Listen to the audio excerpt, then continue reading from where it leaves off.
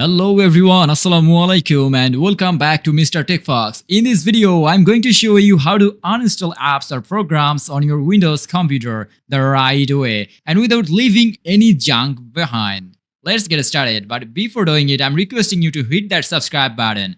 Alright, so first of all, you have to open settings. Just normally click on the start menu by clicking on this icon and then choose this gear icon. And then you will see an interface like this, and normally you have to choose apps from here. So this is the apps, and from here normally you have to choose the app which you wanna uninstall. So scroll through the list or use the search bar what you want to find.